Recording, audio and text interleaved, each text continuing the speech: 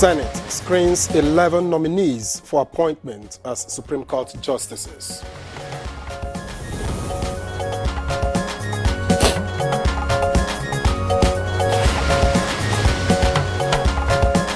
Nigerians get transport palliatives during the Yuletide.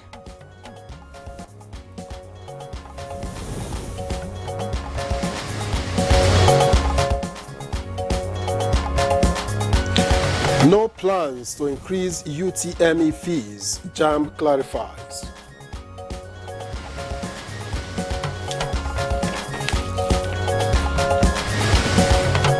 And on Good Morning Nigeria today, we shall discuss the national workplace policy on HIV/AIDS.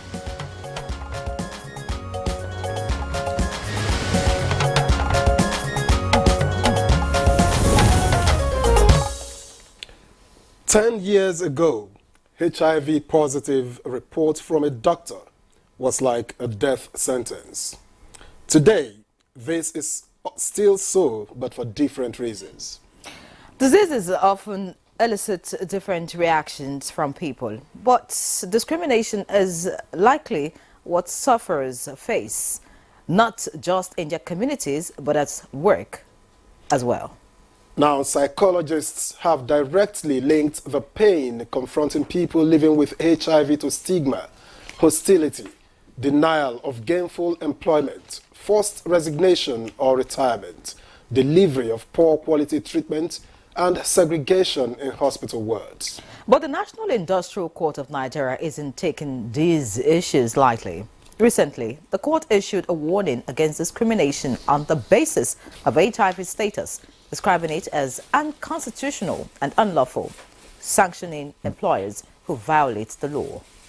Indeed, the federal government has also launched a national policy on HIV/AIDS to help Nigerians imbibe a culture of inclusivity, compassion, and collective responsibility within workplaces in Nigeria. Now, this is our focus on the program today. Thanks for joining us. I am Victor Azu. And I'm Henry John, welcoming you to the program. We are transmitting live on the network service of the NTA from our studios right here in Abuja. And as usual, we'll be taking the highlights of the morning news in a moment, some business news, and then newspaper review will come up much later. But for now, let's have the morning news with Olajide Bello. Good morning, Olajide. Good morning, Victor. Good morning, Yenre. Thanks for joining the news. The Senate Committee on Judiciary has screened 11 nominees for appointment as justices of the Supreme Court of Nigeria. They are now awaiting confirmation by the Senate. And the federal government has announced 50% discount on luxury buses, transport fares and free train services and interstate travels during the Yuletide. Presidential Committee on Intervention on Public Transportation, led by the Minister of Solid Minerals Development, Dele Alake, announced this during a briefing at the State House. The intervention is to cushion the usual high cost of transportation during festivities and will run from Thursday, 21st December 2023 to January 4th, 2024. The commitment by the Tinubu administration to create jobs and the growth of the micro, small and medium enterprises has taken another step with the inauguration of the corporate headquarters of the Small and Medium Enterprises Development Agency of Nigeria. Vice President Kashim Shettima at the inauguration said it's part of the measures to create an organized, effective business sector that will support Nigeria's sustainable economic growth agenda. These enterprises not only stand as the very bedrock of our society, but also reflect the direction the government is headed and the velocity with which we do so. President Tinubu's focus on job creation, capital accessibility, economic growth, and poverty eradication form the very skeleton of our strategy to reinvigorate the economy. And inevitably, this path demands tough decisions, yet ones essential. The Joint Admission and Matriculation Board, JAM, has denied any increase in the cost of examination registration fees in spite of the prevailing economic situation in the country. This was during an investigative hearing with House Committee on Basic Education.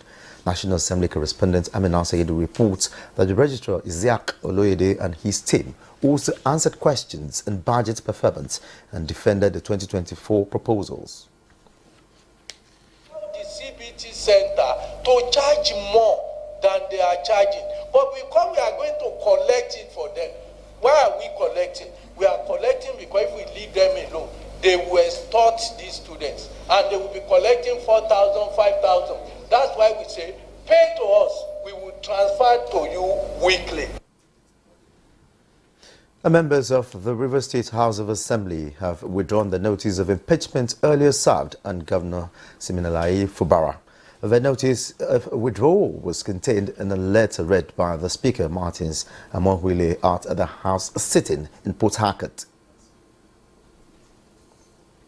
Withdraw the notice of impeachment of His Excellency Sir Siminalayi Fubara, ESSRS, Governor of River State, brought portion to Section 188 of the Constitution of the Federal Republic of Nigeria as ordered, dated 30th October 2023.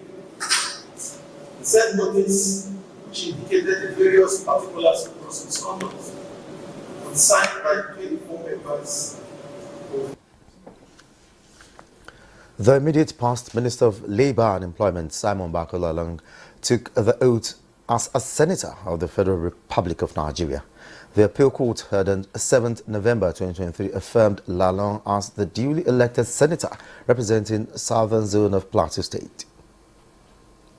To the Federal Republic of Nigeria. That as a member of the Senate. That as a member of the Senate. I will perform my functions. I will perform my functions. Honestly to the best of my ability. Honestly to the best of my ability. Senator Lalong on Tuesday resigned his position of Minister of Labour and Employment to enable him to take up his seat in the Senate. Senate President Godswill Akpabio at the plenary declares vacant the seats of Ebonyi South and Yobe East Senatorial District. The two seats were occupied by Senators David Umahi and Ibrahim Gaidam, who have taken up appointment as ministers of the Federal Republic of Nigeria. And that's the news. Good Morning Nigeria continues with Victor and Miri after this break. Don't go anywhere. Right, Pan-African leaders advocate harmonization of customs laws to achieve effective implementation of African Continental Free Trade Agreement. Let's join Kunle Adeyeye for details, and that's on business news. The Pan-African leaders who spoke on the prospects of the African Continental Free Trade Agreement hinged the success of the agreement on the harmonization of customs laws on the continent. They are quite categorical that more African countries now adopt the Pan-African Payment and Settle System as tool of the African Continental Free Trade Agreement. Our institutions are committed to work together to deploy whatever resources are required to achieve this objective of a united and integrated market in Africa. I'm very pleased that the AfCFTA Adjustment Fund has been operationalized. As you may be aware, the board of Afreximbank approved an amount of $1 billion as a seed capital to ensure that the AfCFTA Adjustment Fund is operationalized in support of implementation of the AfCFTA. To boost global supply chains, the Pan-African leaders say the continent must reshape to conveniently export to Europe and probably dominate the markets. Cotton to textiles to garments, that's a regional value chain. We have several countries in that space. Then we talk about, critical minerals. We produce the critical minerals for the electric vehicle battery supply chain. Why don't we actually value add? Why are we evacuating all of this to other, geopolitical markets that are looking to, create this? We need people trained in research and development, and it takes some time. And it's for this reason that we at the African Union have been advocating for the establishment of an African Manufacturing Institute. They also advocate for the African Manufacturing Institute for development of soft and hard skills. With business news, I'm Kunle Adeyeye. Thank you, Kunle, for the business package. Now time for newspaper review.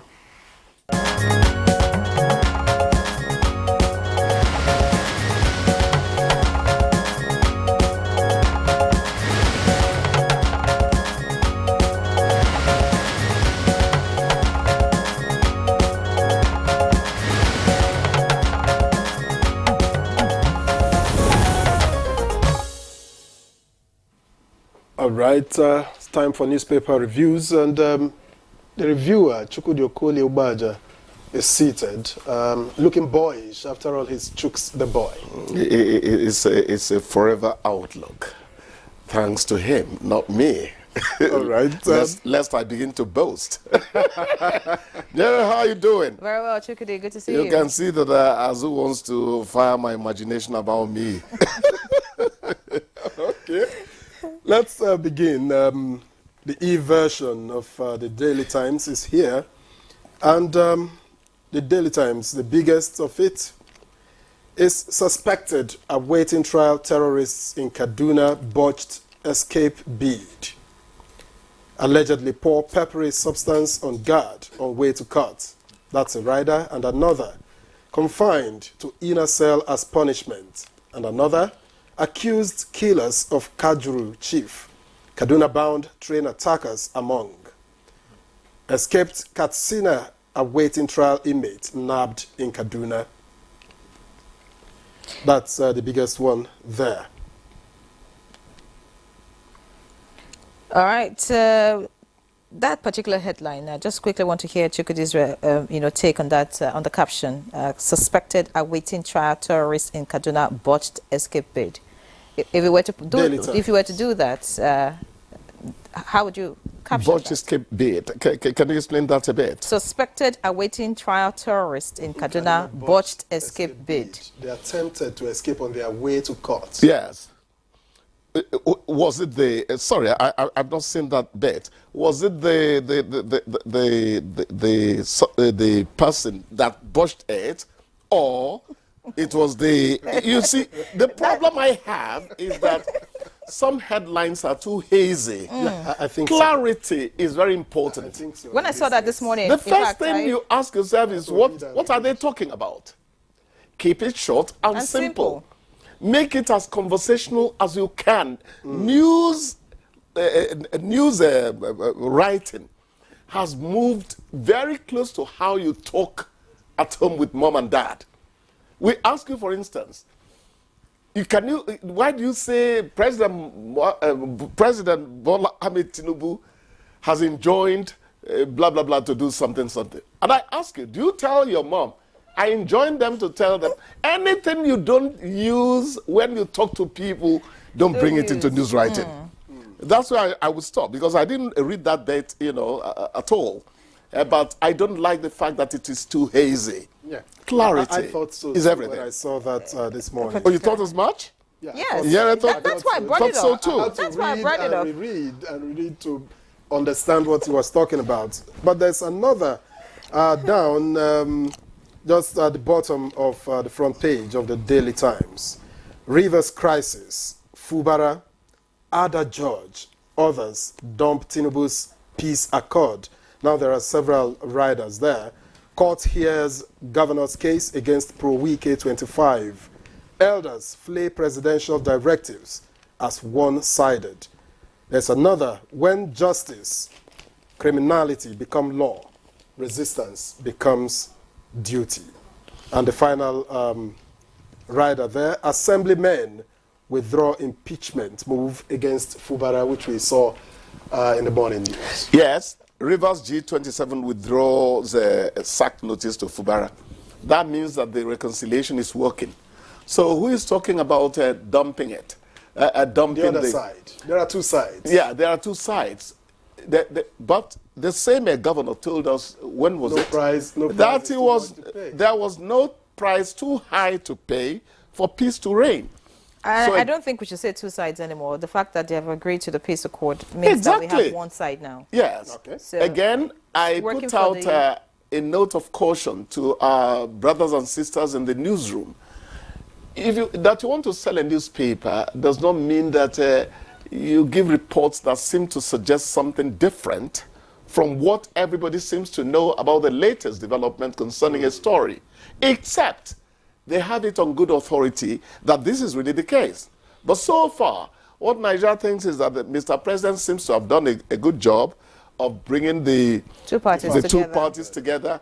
I can say that huge compromise had to come from the two sides, although Pa E.K. Clark was practically saying that the governor chickened out and agreed to so many things, you know. Well, politics would always run its way. I think the days ahead will bring clarity. Where sure thing. But for the people of Rivers, I think what's important is for the peace accord, that the president, made the two parties to sign works. That's what will move the people of Rivers State forward.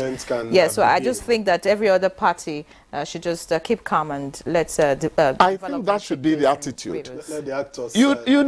One thing we have to understand is that 1 + 1 hardly totals up to 2 in the realm of politics. It's not a touch and go. It's not a what you put in is what you expect out there. It doesn't work that way, because you see a conflict of opinion, emotions, sentiment running riot. It's really a conflict. And when you think that you have a very good case against this person, the mediator will tell you, between black and white is a whole range of colors. So be careful. Well, like someone would say, when you cut a rope and you tie it together again, it's never the same length. That is a very good one, Victor. That's a very good one. Run through the leadership. Just above the nameplate, Nigeria's debt stock inches to 87.91 trillion naira in Q3. And financial experts are warning that this is not very good for us. Heading to 100. I still think that, the threshold, we're hitting it, but Nigeria has resources that can actually sustain its development in spite of the huge debt stock we're talking about. Government has to up its game in terms of collectible revenue from the people. Absolutely. IGR has to be worked on. Although some people quickly rush to, if people are practically pauperized, who's going to pay the tax you're talking about? But the point remains that some of us are still cheating. Some of us who are getting certain things are still cheating in terms of giving something back to the country. So let them explore that. And then even for the tax that is being generated, they should find a way to also block leakages. It's all part of it. So some people are paying and all the monies are not getting into the right coffers. So I mean, those who are okay, putting a hole in the purse, putting a hole in the purse. Anything that can be done should please, to make the process intact, truthful, transparent, should be pursued. All right, let's quickly run through the rest of the major headlines here. Christmas, Labour dismisses FG's 50% cut in transport fare, with the rider says government killing cow with mouth. Passengers without tickets won't board free train. That's according to the NRC. And road transport workers doubt implementation of policy. And by the side there, let me just run it down. There is Fubara yet to withdraw suit against 27 lawmakers on page 4. Thereabout, and Naira fall, reps want yuan adopted as exchange currency. All right. That's on passengers without tickets won't board. I don't quite understand what that means. You and I have not read it fully. So the questions we ask is, are you saying that the government's offer of free ride is not going to work except people get tickets? Or are you saying that special tickets are being given out to people so that they would What is it all about? It's a doubt. They should never. They are doubting the implementability. But for the train services, just for the Christmas. But for the train services, that's going to work, because all you have to do is walk into the train station and then indicate your interest to travel whichever route, and then you're issued a ticket at 50% the price, and then you travel. So it's just for the commercial buses. No, it's not for the commercial buses. The government can't impose thinking on people who are running their private business. But I thought really that we were going to have a headline that says that predicts a stampede to get into the free trains, I thought that was going to be the case. I think in the coming days, all of this will play out, properly, and we'll see it clearly in the coming days. Oh, yeah. But I think for registered transport companies, for example, of course, government can approach such companies, and if you are boarding those transport lines, yes, you could actually enjoy the 50% discount. Of course, when you go to roadside parks and you want to board vehicles on the road that. I'm saying that it's going to be pure bedlam as people engage a stampede to get these services. That's why I'm talking about. How are they going to manage crowd control? Some people will still not want to travel because you do not travel, even if you're getting 50% discount in your fare. When you get to your destination, you need to spend some money. So if that is not don't threaten us with abiding poverty. If that is not available, you still sit at home. All right, let's look at the Blueprint newspaper now. But that's the point. Some of us are not thinking about leaving Abuja for 1 second. To go and do what? Look after the homestead, my brother. When things clear, you could begin to cry. All right, let's just quickly take a look at the Blueprint now. We're almost out of time. Christmas, New Year. Amid hardship, Tinubu approves 50%, of course, that's everywhere, 50% cut in transport fare nationwide. Just away from that. And they were talking about IGRO, earlier. FCT IRS rakes in 203.1 billion naira. Projects 250 billion naira for 2024. Oh, sure. You see, that's... and it's attainable. Yes. It's attainable. And the first thing I am asking FCT to please do is, those estates that have been built since 5 years ago, that don't have a single tenant, let them levy them to the neck, for crying out loud. And it makes you ask, if a man or woman builds an estate for 5 years, is complete, and nobody has gone in there, resides there, it tells you that the money that built that estate couldn't have come from a bank. Because in the desire to service the loan, you would put tenants immediately. Indeed. Those people should be made to pay. Unoccupied estates built more than 5 years ago. What's the meaning of that? And you're talking about accommodation problem in the FCT. Okay, let's just look away from that. I think I want to because my own take will be, for example, if I have a house or if I have an estate and somehow something takes me out of Abuja and I have to be somewhere else, and the fact that we hear that tenants these days do not really keep your houses up to shape, and I decide to just leave it. So no, I'm talking about an estate that has so many houses there. Anyway, I have a relative who once told me, he said, look, even if you get someone to pay for my house and he pays 1 year, the next time you probably will go to court to get the next rent.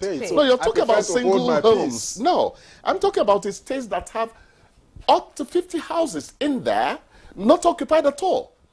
Yeah, they didn't build those houses with loans from the bank. If they did, they will quickly put out the houses for rent so they can service the loan. For as long as I've been around. Very true. So I think they will just leave the papers at that point. But some people will tell you it came from money laundering. I don't know. Those are, well, allegations. The EFCC and co should do their jobs. All right, so I think that's it from the front page of the Blueprint this morning. Chukudi, you have a last word for us on the paper review? Oh, the last word is don't try to get too ambitious over Christmas celebrations. Cut your coat according to your cloth. It's not according to your size. That's misinterpreting, or rather misrendering an English proverb. It's cut your coat according to your cloth. So people should not do things because they want to live up to the Joneses. Please be who you are, Victor. Be who you are, Nyere. There is no apology for being who you are. Indeed. When you get to that level of thinking, you'll find out life is not as difficult as people think it is. Absolutely. Thank you, Chukwudi Okolubaja. Thank you for coming. Thanks a Thank you lot. for the advice, Chukwudi. Thank you so much. But that doesn't take away the fact that you owe me brown envelope. We'll take a break now. When we come back, we'll get into the discussion. Stay with us. Is about to hit your imagination of... Good morning, Nigeria is live on the network service of the NTA. Before we begin our conversation on national workplace policy on HIV/AIDS, let's take this background report put together by Ibrahim Dan Hamidu. The National Workplace Policy on HIV and AIDS is a comprehensive framework designed to protect the rights and promote the well-being of people living with HIV and AIDS while ensuring an enabling work environment for all employees. This policy provides employers, employees, and other interested parties with guidelines and recommendations on various aspects relating to HIV and AIDS in the workplace. It emphasizes the principles of non-discrimination, confidentiality, and respect for the rights of people living with HIV and AIDS. Under this policy, people living with HIV and AIDS are required not to face any form of discrimination, including hiring, promotion, or firing based on their HIV status. In addition, your confidentiality must be guaranteed. For example, one's HIV status must not be disclosed without one's consent. Employers are also encouraged to create a supportive work environment by promoting awareness and understanding of HIV and AIDS. Nigeria's National Workplace Policy on HIV and AIDS is a significant step towards protecting the rights and well-being of individuals living with HIV and AIDS in the workplace. Its implementation ensures that employees are treated with dignity, respect, and fairness, enabling them to contribute effectively while managing their health condition. Right, thank you very much, Ibrahim and Hamidu. And seated already with us in the studio to discuss national workplace policy on HIV and AIDS is Dr. Gambo Aliyu. He is Director General, National Agency for the Control of AIDS, NACA. Welcome to the program. My pleasure. Thank you. And also here with us is Assistant Director of Factories, Occupational Safety and Health Department at the Federal Ministry of Labor and Employment, who is representing the Permanent Secretary, Dr. Umu Abubakar Hashidu. Welcome to the program. Yanwe. All right, also joining us for the conversation is Abdul Kadri Ibrahim, the National Coordinator Network of People Living with HIV and AIDS in Nigeria, NEP1. Many thanks for joining us. Thank you very much. All right, so let's start our conversation, talking about the National Workplace Policy on HIV and AIDS. But we'll begin from the beginning, and Dr. Aliyu would respond to my question. Where are we actually in the efforts to tackle HIV in this country? Thank you. As I have been saying before, that the rate limiting step between the fight against HIV and success, winning the fight, controlling HIV and AIDS, rests on identifying people that have the disease and making sure they feel comfortable to come forward and demand for our services and continue to access these services. But one thing has hampered that, and that is stigma and discrimination. This is number one reason why the global community is unable to control AIDS at the level we had wanted to do before now. And this is the reason why still we have HIV spreading among us.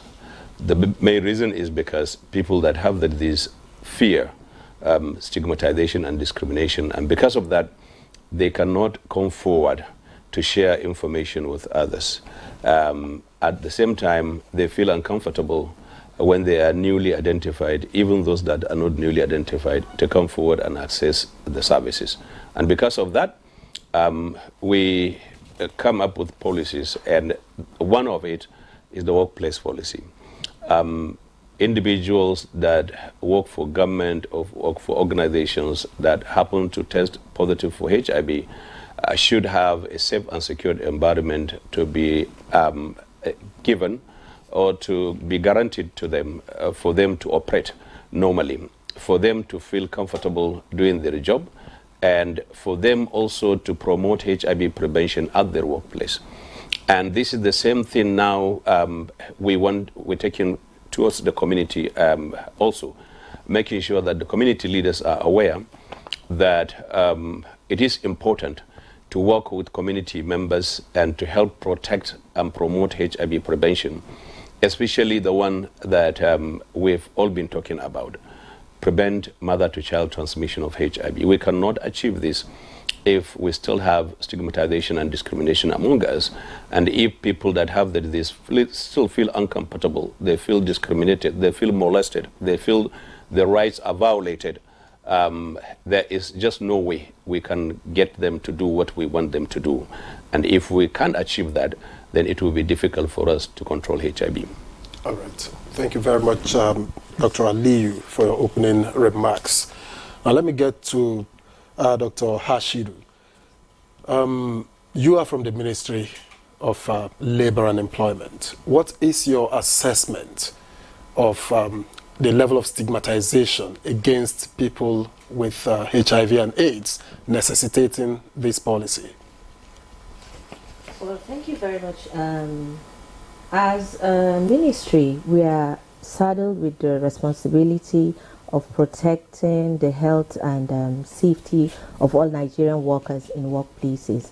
And what actually necessitated the development of this policy is to enlighten Nigerians, to have a legal framework, and also to have a guiding principle towards HIV prevention and control, especially in workplaces, because the workplace is a very large community where people, spend a lot of their time.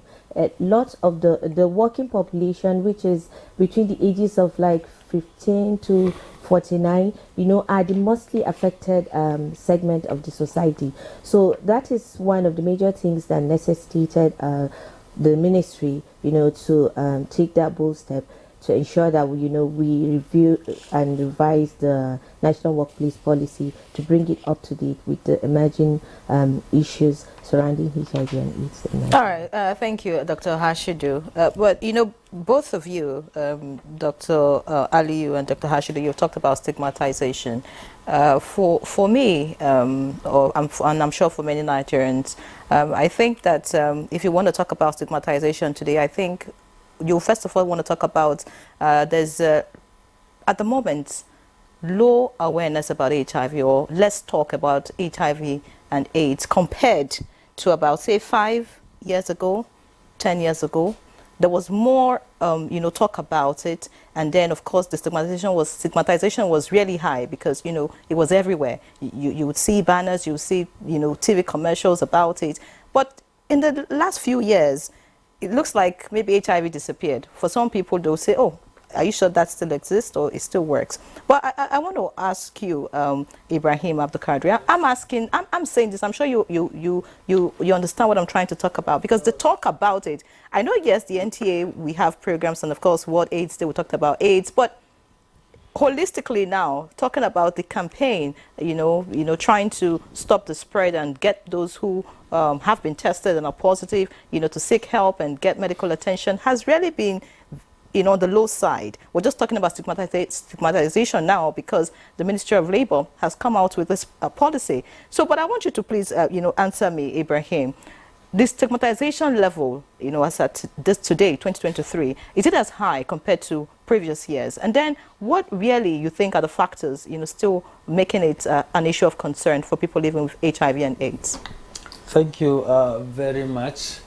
Let me first congratulate the government of Nigeria and also the Ministry of Labor in collaboration with the National Agency for the Control of AIDS. Recently, as part of World AIDS Day commemoration, a national guideline on workplace policy on HIV and AIDS was launched, and which for us, it is an opportunity to really educate people about some of this law, and that shows that our advocacy campaign is really making some positive remark. However, regarding the campaigns and education, making reference to 5 years ago, I will tell you, HIV is a very dynamic infection that changes over time, and our programs also changes depending on our statistic.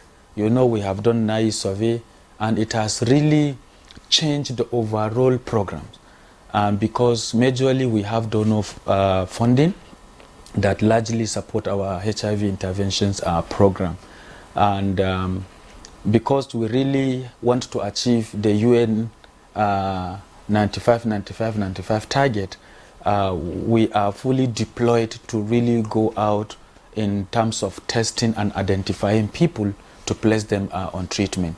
And I can confidently tell you that the DG NACA has taken a bold step to tell our international communities and donors that even the current data we have in the country is questionable, because when you looked at the reported number of people on treatment compared to the overall cascade, you see some level of variance.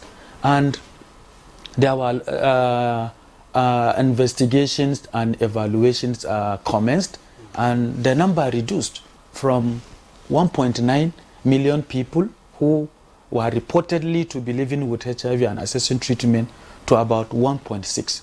And this has happened just in a very sample state in the Federation. So imagine if we were able to cover the whole country to evaluate the number of people on treatment.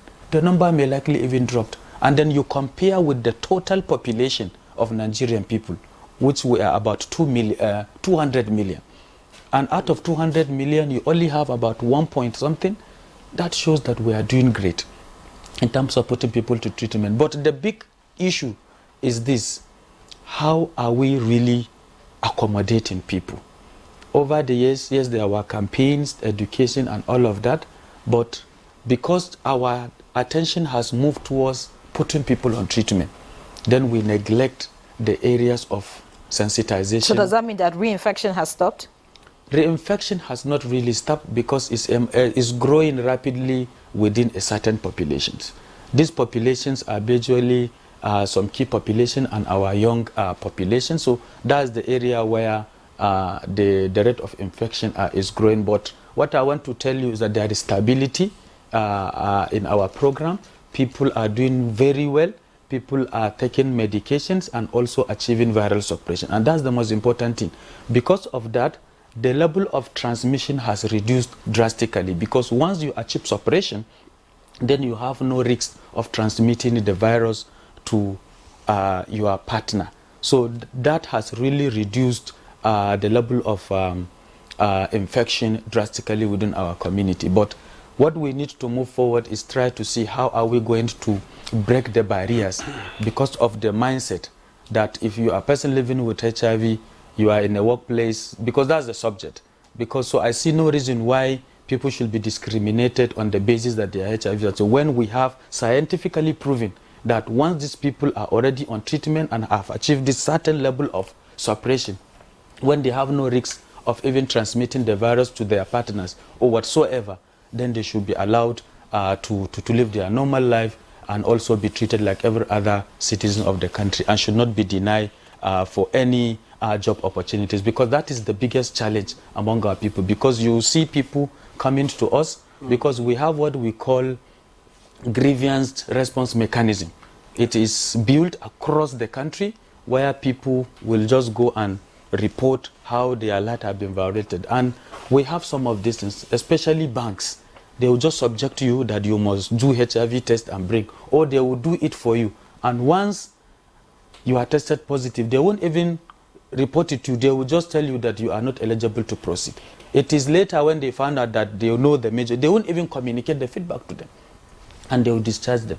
And so many other places. So I think it is an opportunity now to really come together to see how best government can come in. And I'm happy, even prior to this setting, I have started having discussion with the DG, and he strongly recommend that we really need to do more by engaging the National Assembly for enforcement. Thank you. All right. Now, I also think that enlightenment needs to be done. Normally, naturally, when you see, oh, someone has a certain infection, the original reaction will probably be to, see whether you want to, let me doc, even when you don't know the infection rate and all of that. And that's why we are here, right? Trying to see that people get to know better and do better. But only recently, the National Industrial Court had to issue a warning to employers on discrimination against persons with HIV and AIDS. Let me ask Dr. Hashidu, has this been effective? Have people been complying? And if people are not complying, how do you tell? Because that will take care of what he has just explained. I think, yes, it has really helped a long way, because the rate of complaints we get from people who are discriminated against because of their HIV status, I think has really dropped compared to some previous, let's say 3 to 5 years ago. Maybe probably because there's more awareness. And well, just like you said, people, you don't really see much noise like before on HIV and AIDS. Well, we are still trying to create more awareness on HIV, but just like he said, it's a very dynamic disease, which we tackle it in a different way. So we go out, during, like in the ministry, we carry out occupational safety and health inspections. So during these inspections, we equally go to the private sector. So in the private sector, whenever we're there for our inspections, we try as much as possible to sensitize them on HIV and AIDS. And whatever the Ministry of Labour is doing, there's that tripartisan. We collaborate with the Employers Association, and then we collaborate with the Workers Association. So whatever we're trying to do, it is the government, the employers, and the workers. So whatever message you want, they take it back to their constituency.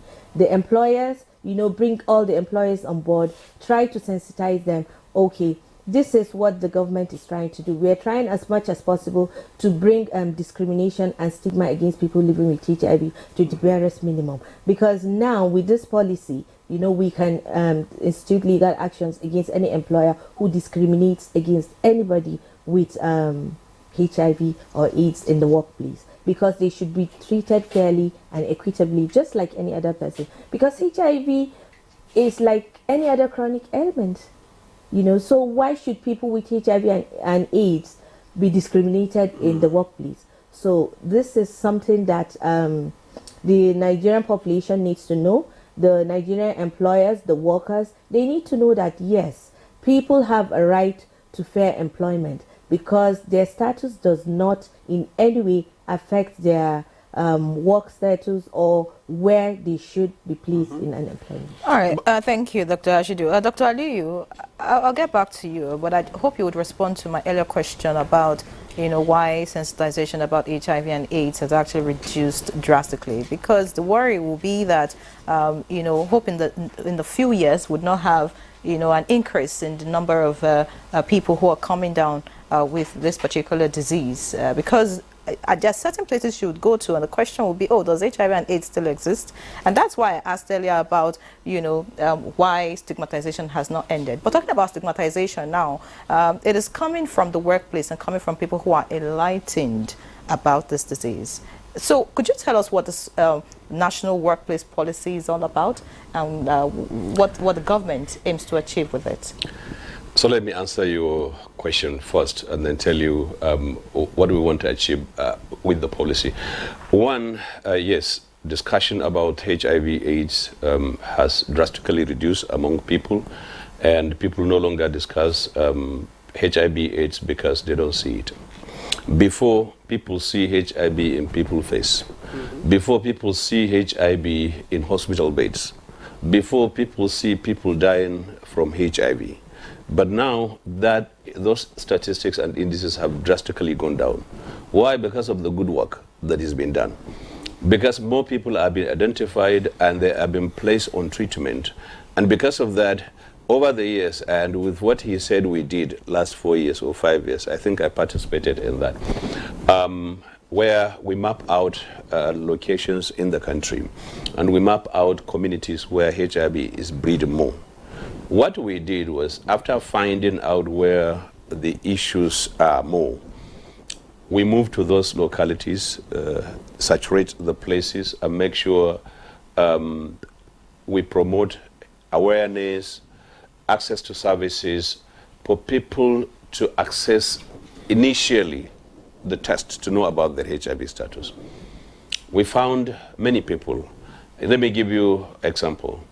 When I took over NACAB in 2019, there were about 800,000 people that we have identified that are on treatment.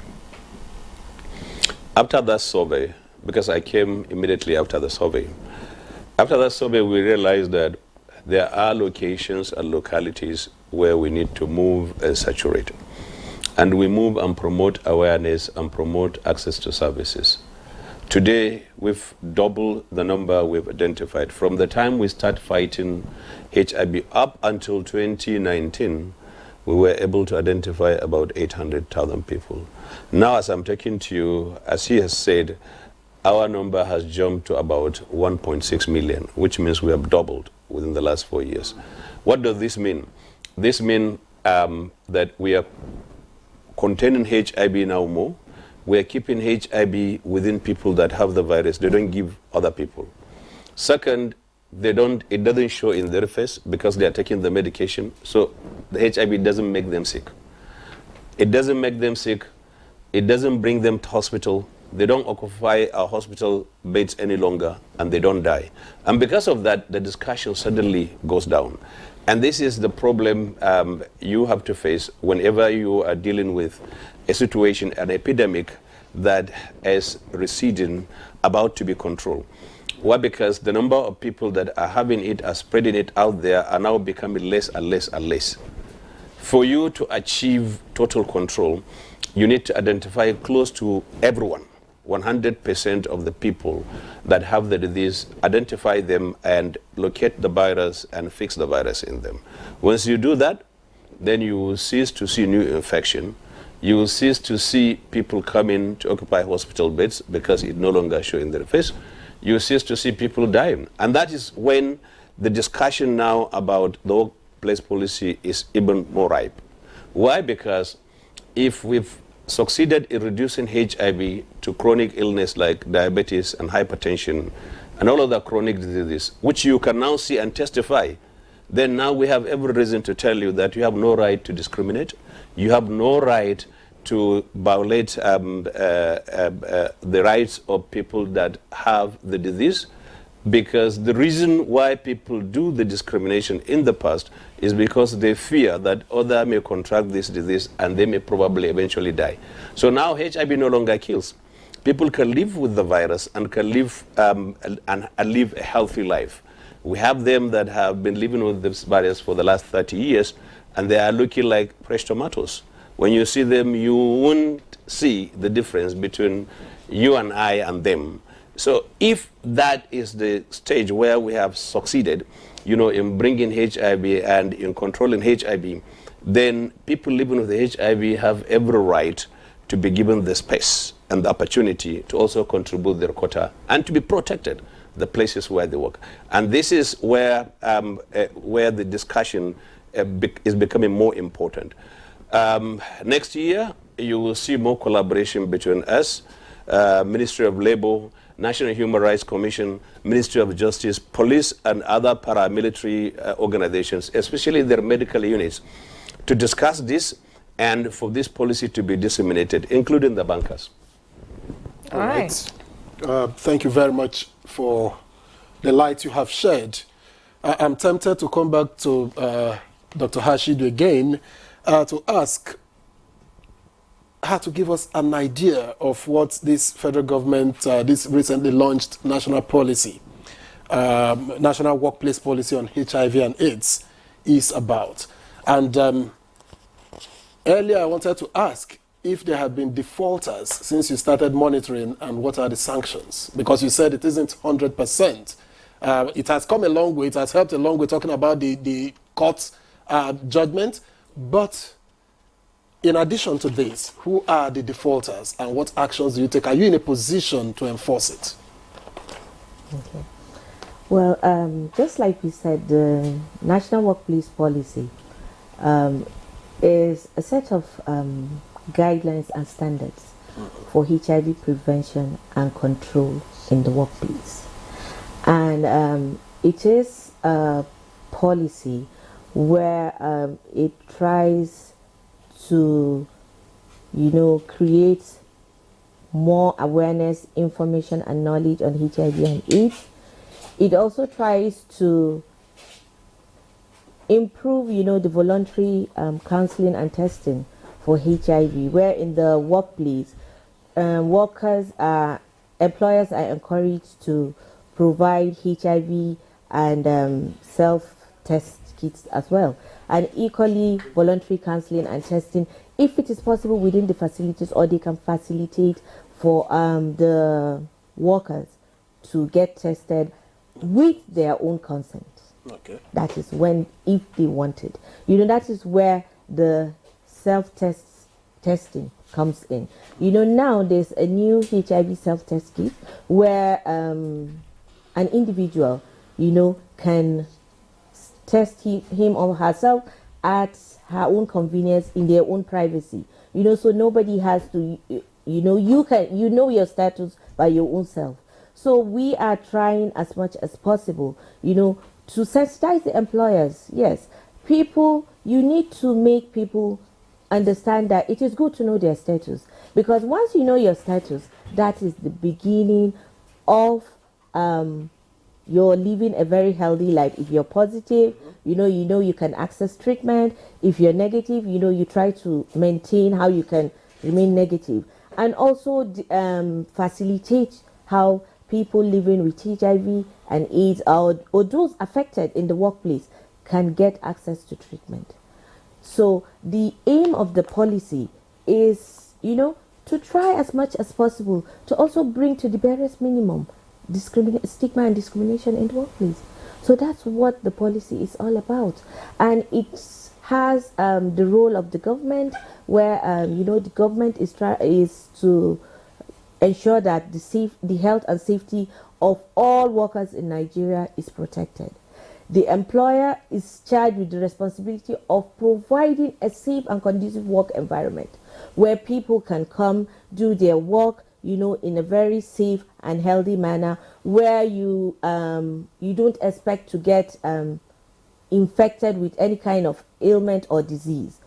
And the worker, it's the responsibility of the worker too, to ensure that they follow the rules and guidelines in the workplace, so that they can also be protected. Because sometimes the employer can have rules, they can have guidelines in the workplace, but the workers might not really adhere to it. So it is our responsibility to create more information, more awareness, so that people know that yes, HIV is still very much around with us, but just like the DG said, we don't see it like before. Before, when you see people with HIV and AIDS, you'll be able to know. But now they live in the society like every other person. So, and the workplace is like a community where we interact for, let's say, around 8 hours. So if you do not have a safe and conducive work environment, your chances, you're prone to occupational accidents, where you can, in the process, get new infections. And that's what we're trying as much as possible to prevent as the government. All right, Dr. Hashidu, talking about trying to prevent new infections, and then you talking about self-testing, I want to put holes into that, because you are trying to say that people, or rather employers, shouldn't be aware of the medical history of their employee, with the self-testing thing. I mean, an employee goes, do your test, and then you don't have to tell your employer whether it's positive or negative. But again, in protecting the employee, your medical history is required. well, maybe I'll get to the DG on that, but let me get to Ibrahim. You know, we're talking about, earlier you mentioned banks. Would you just say that just banks are the corporate, or government organizations and, you know, some other sectors too are involved in this discrimination against workers? Thank you very much. The banks are not only the institutions that are really discriminating or rejecting people living with HIV in their space. Specifically, we have senior government security agencies like the DSS. Once you have HIV, they remove you completely from their program. And for me, just like what Hajia has said, for me, we should start thinking of what is really the effect. And if truly our treatment program is working, then what is the basis of really knowing somebody's confidential or private life? HIV, what value does your HIV status add to the work you do at that workplace? These are some of the things we should be thinking. And I think the stigma and discrimination, I think, is the highest top thing that is really limiting or preventing us from achieving our overall target or eliminating HIV in Nigeria. Believe me, take it or not, Nigeria is doing very well in terms of putting people on treatment. And people are responding, just like what the DJ has said. Look at me. If I didn't tell you that I have HIV, you won't even know. Yes, look at me. I live with my family, with my friends. I associate with every other person. Nothing happened. I have family. I live with my dignity and in a dignified way. So it doesn't change anything. What we should be thinking is begin to move those clauses in workplaces. They should be removed. I see no reason why you subject people to do HIV tests at this century, where we are talking about ending AIDS by the year 2030, and with evidence available that people are doing great. So I see no reason. Leave it confidential, leave it private. It is not only about, we have so many people in each society, our emirs, our governors, our presidents, parliament, so many people have this virus. But because you can't come out to start ABC has HIV. But we from the community, we know our members. So I see no reason why you should be discriminating people. So we should begin to identify those barriers and eliminate them. The reason why you see that HIV is no longer pronounced is because people are doing great.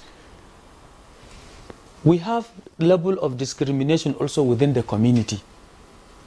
All this gossip, Binta has HIV, Bello has HIV, and all of that. Or maybe you are a healthcare worker, you see somebody from your community. These are some of the things. But apart from that, believe me, HIV has no risk or any effect in the work we do. And if we're able to do that, then the issue of HIV will still go down. So I think these are my recommendations. Let's begin to see all these clauses, they should be removed. You are talking about health history. Which history are you talking about? Which history are you talking about? What does it add? It doesn't prevent you from doing your work. And no, but if you want to employ somebody, for instance, nobody is tagging this particular individual as having HIV. When they ask for medical records, it is to know, is this person, it's not about you being able to do the job, but to protect. Some infections are contagious, highly so. And so the need to ask those questions will always be there to know your status. I agree with you. It doesn't have to stop you from doing any job because it doesn't affect your capacity to deliver. But that it should not be asked, what if it is not HIV and AIDS? Usually it's a general thing. You ask, give us your medical history so that we know who you are, what is wrong with you and all of that. And I think that's proper. So, for me, this is where I would disagree with you because we are talking about confidentiality. And because of the image that was given to HIV, we should find a way to see how best we can limit So some of these shouldn't that conversations. be what we should be trying to change? You know, the perception to HIV and AIDS. Yeah, I'm looking at it from that angle, and that's why I talked about the medical history earlier. Instead of trying to hide, you know, the medical history of an employee from the employer, why are you not working on getting the employers to keep that information confidential and still get the person to work with you instead of hiding the truth, or keeping it away from them? Hiding HIV, you could hide some other ones. Dr. Ali, you want to respond to that? Yes, you're right. What we're trying to promote, and I can see the perspective from where Abdul Qadir is coming, mainly to prevent stigma and discrimination. And this is what we are working hard to make sure that people understand that HIV has changed from what it used to be, the killer disease they know, to a disease now that people live with and live healthy life. And we want people to see HIV the same way we see diabetes, the same way we see hypertension, the same way we see every chronic illness. If somebody comes to you now for an employment and you realize that that person's blood pressure is high, what do? Do you exclude this person from the work? Is it a work that somebody who has high blood pressure is at high risk of dying, and that is why you need to tell the person that this work is risky for you, and because of that we cannot afford to employ you? Or is it a work that when you look at somebody who has diabetes, you also explain to him that, well, your blood sugar is high and this is risky for people who have blood sugar? The same with HIV. We want people to see HIV as chronic illness. This person has HIV. It is good that we know, and we have it in our medical record. If there is anything that requires medical intervention, the medical doctor will want to see and will want to know some of the history, so that if that current event is related to the past event, that can be easily linked and intervention can be given to this patient immediately. But apart from that, apart from the need to have this medical history for medical record purpose and for the sake of making decision later, the HIV status shouldn't be used in any way to discriminate or to deny somebody's access either to services or employment. And this is what we have been talking about, for the last 20 years. Now that we have a way out of HIV, now that we have a way to control HIV, even though we don't have a cure for HIV, but people can live with the virus, and the virus can live with them without actually the virus making them sick, without them giving other people the virus, without the virus killing them, then we should understand that. And at this stage, we should give room and space for people that live with HIV to have that protection at their workplace, to have that protection at community level, and to encourage them to access the services. Because if we don't encourage people living with HIV to know that they have HIV, if we don't encourage them to access our services, guess what? We can never control HIV, because they will still continue to remain with community and it will still be transmitted. But if we realize that and we help the people, we protect them and we provide access to them and enabling environment, then they will also protect us. They will also prevent HIV from coming to us.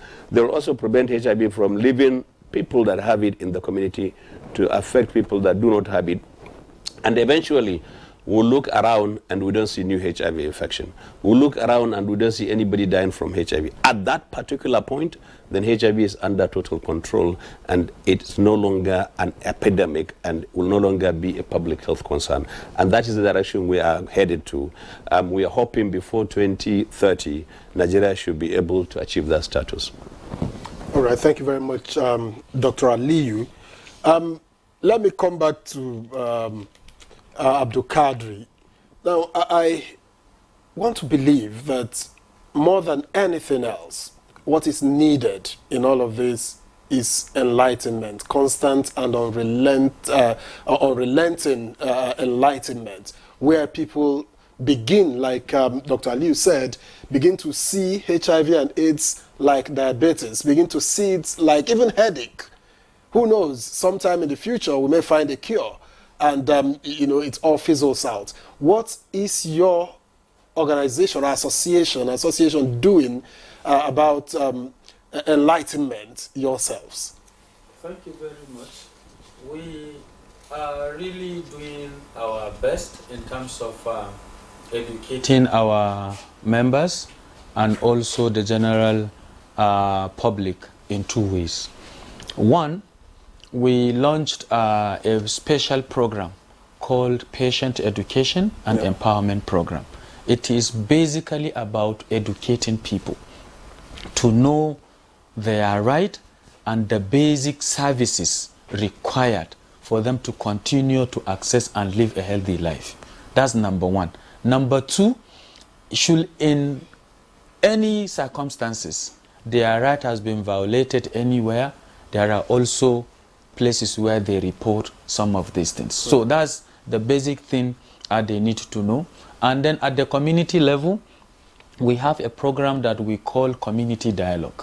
It is an avenue where we gather people at the community to really sensitize them and also encourage demand creation for HIV testing. So these are some of the contribution that our community gives. And what I would just want to say here is that we can't do it alone because we don't really have a specific budget line that we do some of these things.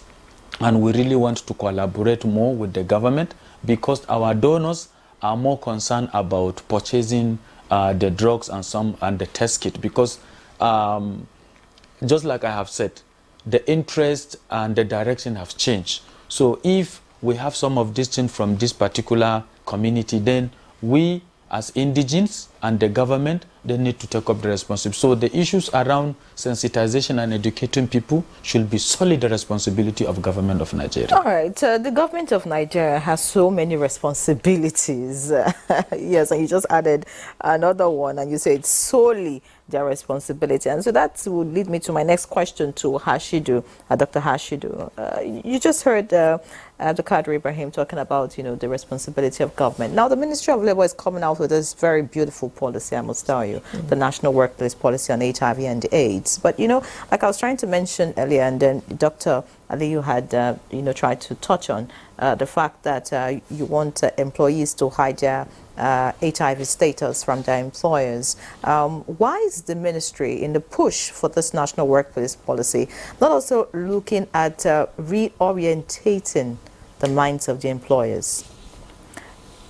Because if they have knowledge that an employer has a particular ailment, whether HIV or whatever it is, and they know that, oh well, HIV is just like diabetes, the issue of laying people off or not wanting them to be employed or putting them in a particular section would not arise. So are you looking in that direction really? Because like Dr. Aliyu mentioned, Dr. Ali was talking about that what they're experiencing or what those with HIV and AIDS are experiencing is as a result of the perception we've had about it in the past. So why are we not trying to change the perception instead of keeping quiet about it and then wanting employers to do otherwise? Okay. Well, thank you very much.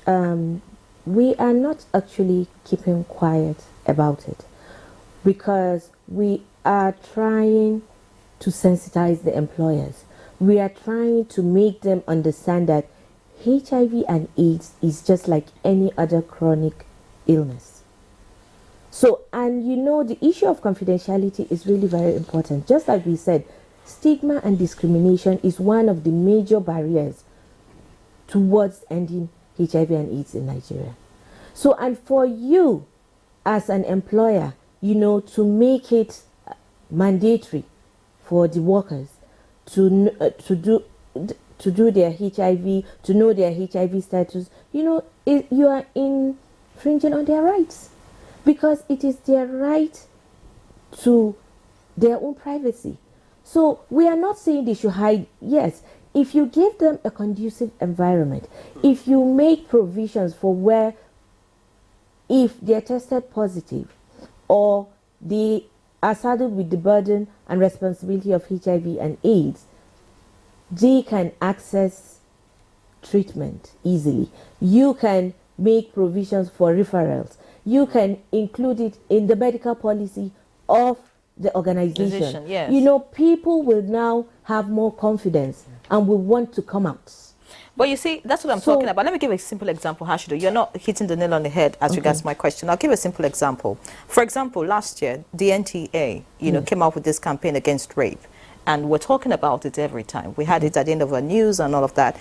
I must commend, not because I work for the NTA, I must say that that went a long way in our society, because these days you see people coming out and say, oh, I was raped, and in the past, people don't want to talk about it. So why are we not looking at making it normal? Like somebody comes out and say, oh, I have diabetes, or I have this. Why don't you also, you can also boldly come out and say, well, HIV and AIDS is the thing, and nobody is raising an eyebrow about it. Why are we not looking in that direction? Well, thank you very much. We are looking in that direction because with the launch of the reviewed National Workplace Policy now, we have a lot, just like the DG said, we have a lot of programs and activities lined up for the 2025.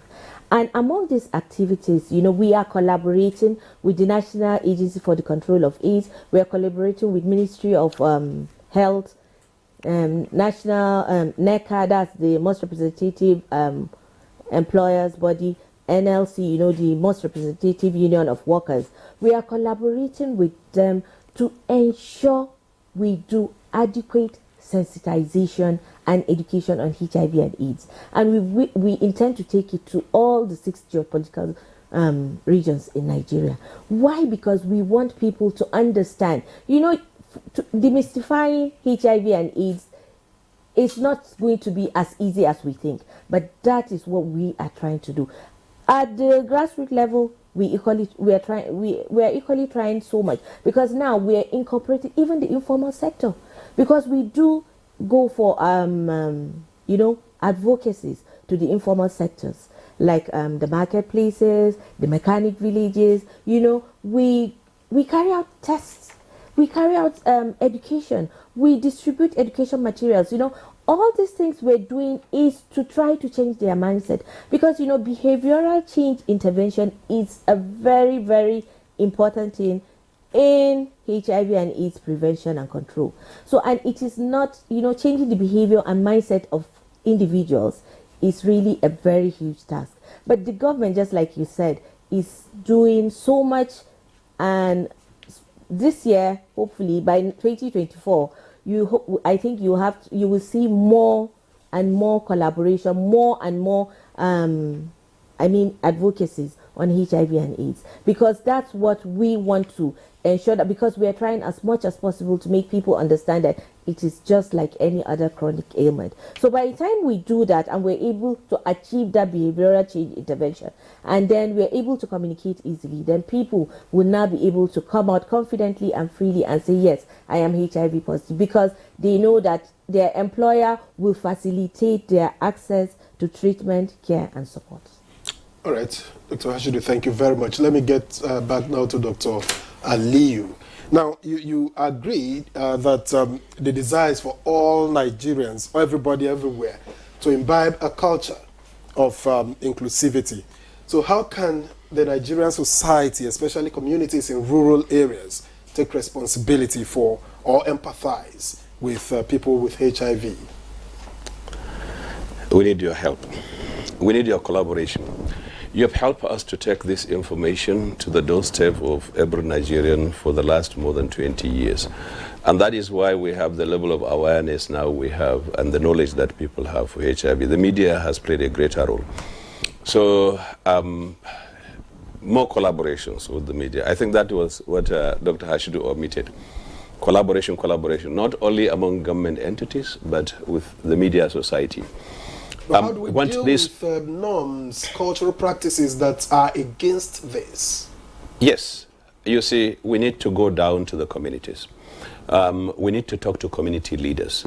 We need to talk to political leaders. We need to talk to traditional rulers. We need to talk to people that are called community gatekeepers, opinion molders, people that will translate and transmit the information the way the people need to have it.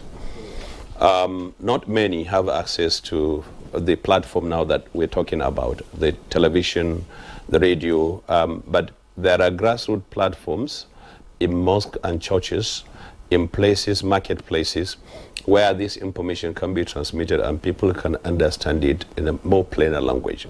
And that is what we're planning to do.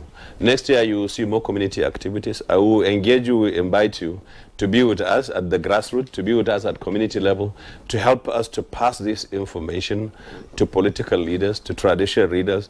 And you'll see more involvement of National Assembly next year, because in my discussion with them, we have them as community gatekeepers. You understand? They give access to their communities, and they can, you know, help rally people around, gather groups for you, and you talk to a group of youth. And when you transmit this information, especially to people that carry information across communities and societies, you see changes faster. You understand? And we're looking at all these platforms. And we're looking also at our civil society organizations. They have done great job, you know, for the last 20 years, and we will continue to use them. We will continue to use the same platform that we have been working with, Abdul Qadir, the network of people living with HIV/AIDS. You know, they are an integral part, you know, bringing people on treatment, of explaining the issue to people that are newly identified. Allaying this fear and anxiety, the questions that people have about HIV when I'm identified and I'm newly HIV positive. If I'm me that is HIV negative, I will talk to a person that is newly identified as HIV positive. The thinking is that you don't know what I'm having, you don't know my feeling, and I don't know whether you can answer my question, you know, correctly. But if there is another person that lived with the disease for the last 30 years, for the last 20 years, yes, this is the person I can ask this question. He knows my problem, he knows my concern, and he's in the best position to answer those questions. So you will see all this. We're in the last mile to end AIDS in Nigeria, and we are pushing all the buttons. And from next year, you'll see more activities in the community. From next year, you would have 6 more years to end HIV and AIDS, because 2030 is the goal. But when you say end it, what exactly do you mean? Very good. So end AIDS is to end AIDS as an epidemic, as disease. What we are concerned with is not the HIV, but the outcome of HIV. And the greatest outcome of HIV that everyone fears is AIDS. Because once somebody begins to manifest with AIDS, this is the HIV that shows in the face. When you see somebody that is sick, when you see somebody that is severely emaciated, when you see somebody that is having diarrhea, not stoppable, when you see somebody that is looking very frail, as we used to see in the past, then this person coughing, this person is coming down with AIDS. And the next thing is, if care is not taken, this person is dying. So we want to end that one by the year 2030. You won't see people. But HIV will still live with the people that have it, and then they will live a healthy life. They don't give it to anybody, they will live and die with it until we get cured. Brilliant. I just hope Nigeria will be able to, you know, meet up with the rest of the world, you know, with this target of ending AIDS. ending AIDS by 2030. So that will take me to Mr. Abdul Qadir Ibrahim. You already said, well, government is the role of government, you know, to do certain things in this fight. Yes, and then from what Dr. Leo said, it means the government is actually doing a lot at the moment because we're winning the war. But people living with HIV and AIDS also have a role to play in all of this.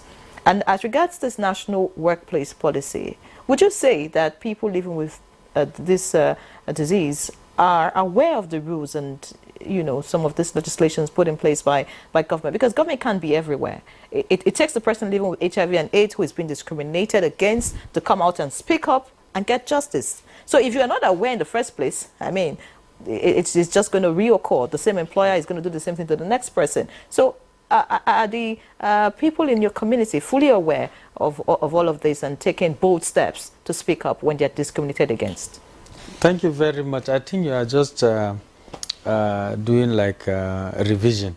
I have mentioned this because, as I mentioned earlier, we are doing patient education and empowerment program. It has the full package. Including this policy? The National Workplace Policy? So now, 2 things. We have Anti-Discrimination Act, and about 21 states of this country has also domesticated in their state. It is one of the key advocacy mission that our organization take, and we keep engaging with the state assemblies to ensure that those laws are domesticated at the state level. We also have a very small and local version of it in a very local way that an ordinary man could also understand some of it. But again, people are coming out to report the matter. For example, now, if you report somebody and people tend to react, to deny because they knew the consequences, but actually they have discriminated. They have breached the confidentiality of these people. So we also need to begin to see how our legal system and our institution responsible in addressing this could also begin to see how some of this could be, because they will not be telling you, you must bring evidence, have you proof that maybe a healthcare worker has discriminated. When you report it, and they will deny. But already when you go to the community, they have exposed you. These are some of the things. So we also, and we have some of these policies, they are all there. How effective are they? How are we enforcing them? I think it is the enforcement angle that we really need to look at and begin to identify. If you do this, see reference of who and who have been punished. The penalties need to be spelled out so that when people begin to know the consequences, because people have not really been punished or sanctioned, that's why you see some of these are still very low. But I think with education, we'll continue to educate our people, and we are doing our best. And just like I have said, it's not that the government is not doing anything, but we want them to do more. Because ending AIDS, I am telling you, we need to take it. And I'm happy. The DG is doing a great job. I am telling you, I'm not saying because he's here, but we, the community, we know the setting he is putting. And if we continue to go in that direction, believe me, I think within 2-3 years to come, HIV issue will actually be a history in Nigeria. That means we will hit the target before the target. Very good. All right, thank you, Abdul Kadri. Already we have even surpassed some of our target. If you go to some states, they have surpassed their target and they have above even 100. So we need to come back to really see where are we getting it wrong. And it's all about these barriers, issues around legislation. Yes. Okay. Enforcing it. Yeah. Thank you, Abdul Kadri. Thank you, Drs. Ashido and Aliyu. We'll pause here for a break, and when we return, the conversation continues. All right, welcome back. You're watching Good Morning Nigeria live on the network service of the NTA. And our topic for discussion today is still on the National Workplace Policy on HIV and AIDS. And our guests are still very much with us. Before we went on that break, Abdul Kadri was talking about, enforcement. The laws are there, the policies are there, but implementation is the main issue. And that leads me to Dr. Aliyu. You have rated the government high, and of course we can see from what you've said that yes, government is doing the needful. Besides donor agencies supporting the efforts of government in making sure that the drugs are available to take care of people who have this disease and all other things that government is doing. This policy is a brilliant idea. But what about the implementation? Because we know that that's where the problem is. From what Abdul Kadri said, this will still not stop if those who do the wrong thing are brought to book. Yes. One thing that is key in implementation is dissemination, information dissemination. We intend to disseminate this workplace policy early next year, and key stakeholders are going to be invited. That is why I'm in this case, we're going to work with Ministry of Labor, Ministry of Justice, the National Human Rights Commission, who have been helping us resolve cases of violence, human rights violation, discrimination, court cases all over the country. Before we get volunteer lawyers to take on those cases and deal with them. But now we've found a way to collaborate with National Human Rights Commission, and they've been doing a great job. When there are cases like that, they are sent to them and they take them on, and they either get them mediated or they get them dealt with at court level. But before then, you need to give people the space. You need to make the information available, and you need to create awareness. What do I mean?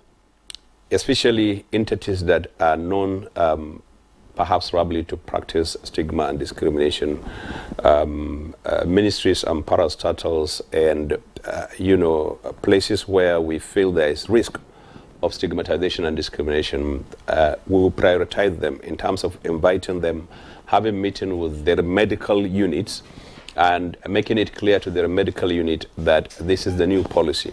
And that is the best place to begin with, because if the medical unit is aware, the medical unit will know what to request as a pre-employment requirement, or what to set as pre-employment requirement, when there is recruitment going on, that HIV shouldn't be a barrier to recruitment or to employment.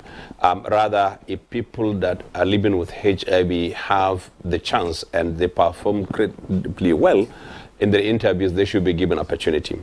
And they should be given the space to control the virus within them. They be encouraged to access our services. And if those services are not provided in these organizations, they should be made to be aware of the closest place where they can access those services. And also encourage others, by being HIV positive, for others to know how to know about their status. And if they are also found to be HIV positive, encourage them to take medication. This is the only way we can work together, and we can help each other, and we can help the country. No matter the amount of money the government is putting, no matter the amount of money we are getting from the American government, from the Global Fund investment, in ending AIDS or effort to end AIDS, we cannot achieve what we want to achieve without the cooperation of everyone. Are you looking at, something like, what some people are doing, like people living with disabilities, for example? We're trying to push that in every workplace you have maybe 1 or 2 people who are living with disabilities. Would you try to push for that? Say, if you're an employer, you have over 10,000 staff, you should have 5 people or 10 people who have HIV and AIDS in your workforce. With something like that work, just to make sure that the employers do not renege on the deal. We're trying to control stigmatization and discrimination, and we want to encourage confidentiality as much as possible. If somebody has HIV and he doesn't want anybody to know that he has HIV, that should be respected. Okay. That should be respected, and the employers should know that if you have access to somebody's result because of the purpose of employment, that is where the information stops. Okay. If you disclose that information, you are liable to be sued, and you can be penalized. You can be fined, or you can be jailed, or you can have both. It is very, very important that confidentiality is guaranteed. If the person allows you to know or to discuss about their status, fine. If they don't, they can stay in a society or in a ministry or in parastatals without anybody knowing their HIV status except the medical officer or the medical personnel that is involved, and probably the chief executive or the director of administration or human resources that is involved in the interview. Otherwise, nobody else should know. But if they volunteer to make themselves known and to campaign and to help mobilize people, then that is good. That one, it can be used as role model in that ministry of that parastatals to rally people around and to make sure that the rights of people living with HIV is protected around. And we have them in societies. We have them in NACA, we have them in places. They know about their status, and everyone around them know about, and they speak about it, and they encourage people to know about their status. Okay, thank you, Dr. Aliyu. Let me come back. I saw the sharp disagreement on your face when Yeri was asking about making it available. But how do you typically welcome new members, in quotes, to your community? How do you, because the aim is to help them to be able to better cope with what they are getting into. How do you typically welcome them? And is there a burden of cost of medication? Thank you very much. First, before I respond to your question, for me, there should be no basis for going to any institutions to say number of people or slot for job opportunity should be given to people living with HIV. That alone is a stigma on its own. So that should not be on the limelight. What we should be focusing is that we should employ people based on competencies. And we have well-qualified people who are living with HIV, who are everywhere and they can be found anywhere. So for me, I am not supporting to say we should give a slot for people living with HIV, because if others within the workplace will keep their confidentiality, believe me, not necessarily within the workspace, but at the community level. And before you know, rumor will start going. So person has this or that. So we don't want that. People should be given a job based on their competencies, and we leave it at that. Then coming back to you, regarding how we welcome members, that is one of the main objectives of NEP1, is to identify people who are living with HIV and form them into support groups. We have small associations at the community and even at the facility where people access treatment. And basically what we do is to empower and educate them. There are some that are living in abject poverty, where we also talk to government and other implementing partners and donor agencies to also support them with economic empowerment program, where they do some small businesses to really keep their family doing great. And at the same time, to educate them with the knowledge about healthy living. That is what we call PHDP, Positive Health, Dignity and Prevention. It is a whole package also designed to talk about prevention, treatment, and also control and linkage for HIV services. All right. Thank you so much, Abdul Kadri. He didn't quite respond to the issue of costs. If there is a burden, such a burden of costs of treatment. Yes. Just like I have said, HIV treatment is free. So for that, it has knocked out any issues around cost of and HIV. It's accessible too. It's accessible. I think it is the most, I can even tell you, today in Nigeria, in all our health settings, there are no other people enjoying our health services like people living with HIV, because you do viral load testing free.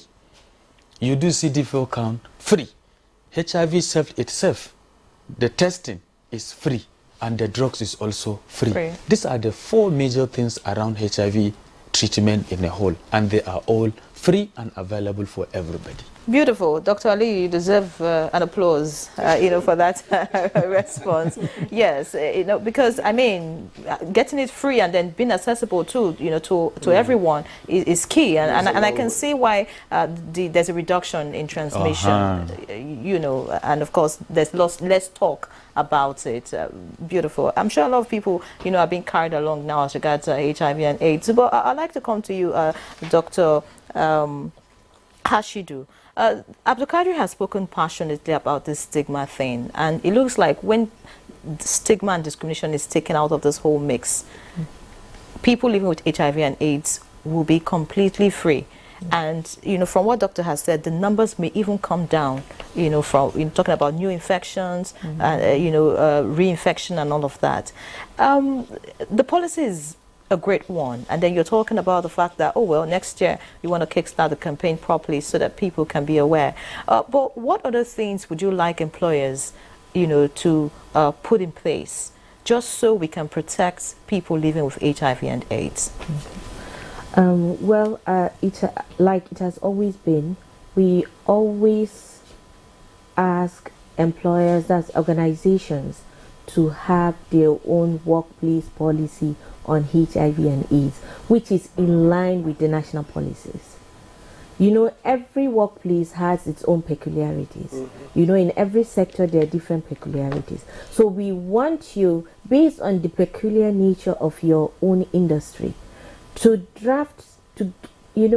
formulate your own workplace policy, in line with the national policy for prevention and control of HIV in that work setting.